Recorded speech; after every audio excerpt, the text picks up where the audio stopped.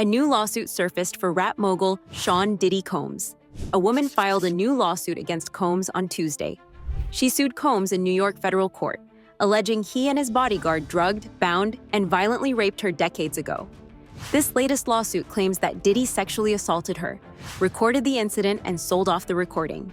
With the 54-year-old mogul in federal custody since his arrest on September 16th, Thalia Graves, the former girlfriend of a business associate of Combs, becomes the 11th person to accuse Combs of sexual assault in civil litigation since his former girlfriend, Cassandra Ventura, sued him last year.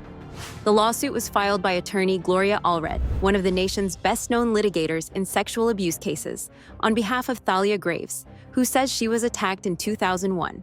It comes on September 24th, just a week after federal prosecutors in New York unsealed an indictment against Combs on charges of sex trafficking, racketeering, and prostitution. Combs' legal team, however, could not be immediately reached for comment. In the past, he has denied any wrongdoing. According to Graves' lawsuit, she became friendly with Combs in 1999 through her then-boyfriend, who worked for Combs as an executive at Bad Boy Entertainment.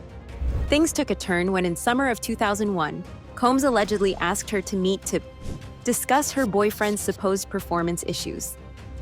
Wanting to help her boyfriend and already knowing Combs, Graves says she agreed to the meeting. It was evidently a sick and twisted way of using his ownership and title at Bad Boy and his affiliated entities to abuse Graves and also show his power and ability to humiliate her boyfriend, her executive, the lawsuit claims.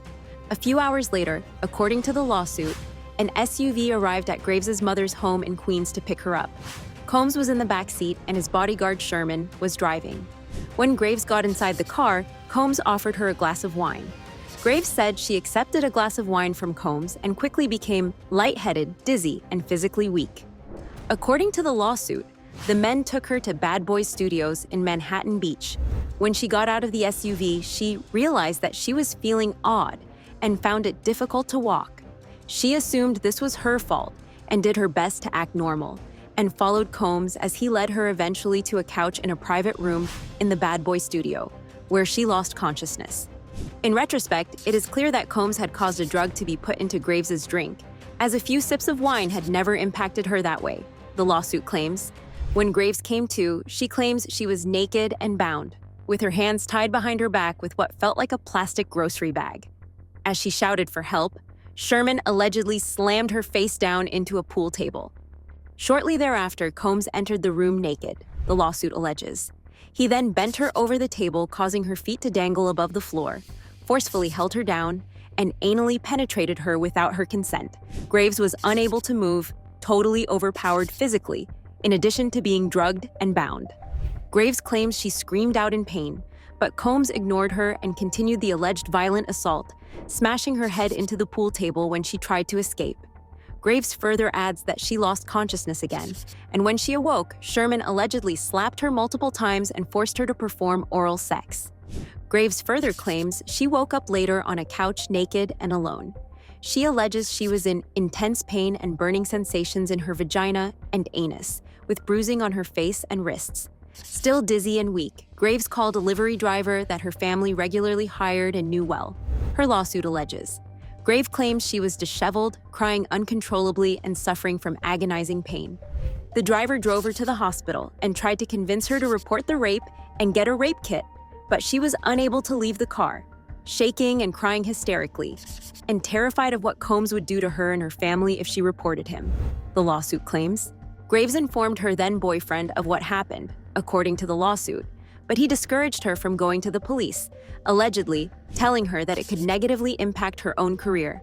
In the years since, Graves alleges that Combs and Sherman threatened her to remain silent about the alleged assault. However, she maintains that she revealed to close friends what happened. Graves said that she suffered from depression, anxiety, and panic attacks in the years after the alleged assault.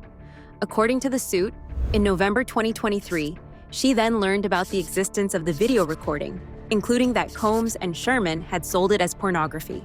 Graves tearfully recounted the alleged assault during a press conference on Tuesday.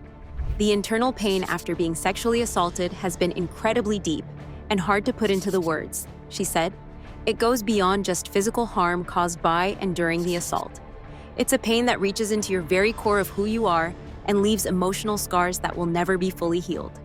She also shared how it has been hard for me to trust others, to form healthy relationships, or even feel safe in my own skin. Graves also referenced flashbacks, nightmares, and intrusive thoughts, adding that the violation I have experienced during the assault has had lasting effects on my body, causing ongoing health problems and complications.